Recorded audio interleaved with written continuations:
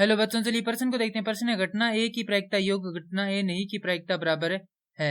हमें यहाँ पर यह बताना है कि घटना ए के घटित होने की और घटना ए के नहीं घटित होने की प्रायिकता का योग क्या होगा। उससे पहले हम यहाँ पर यह देखेंगे जो प्रश्न की मुख्य अवधारणा है वह क्या होगी। तो प्रश्न के लिए जो मुख्य अवधारणा है वह हो जाएगी प्रायिकता, अर्थात हम यहाँ पर यह देखेंगे प्रायिकता क्या होती है। तो यहाँ पर लिखेंगे किसी भी घटना के घटित होने या नहीं होने की संभावना को प्रायिकता कहते हैं।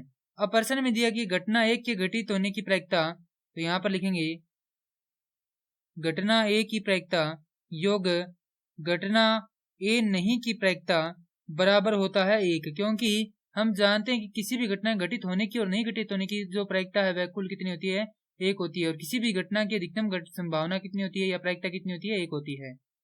और न्यूनतम जो प्रायिकता वह कितनी होती है, 0 होती है।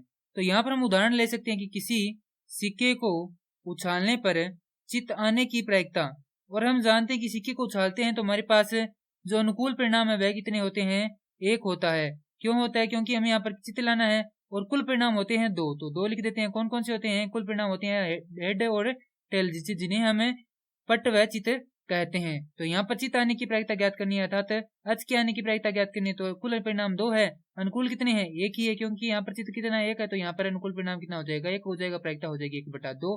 इसी प्रकार चित्त नहीं आने की प्रायिकता, अर्थात हमारे पास पट आने की प्रायिकता वह भी कितनी होगी, 1/2 होगी। तो यहाँ पर यदि इन दोनों का योग निकालेंगे तो 1/2 योग 1/2 कितना होता है, 1 होता है।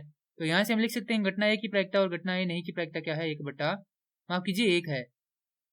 और यही हमारे प्रश्न का उत्तर है। मैं आशा करता हूँ कि यह प्रश्न आपको समझ में आया होगा। धन्यवाद।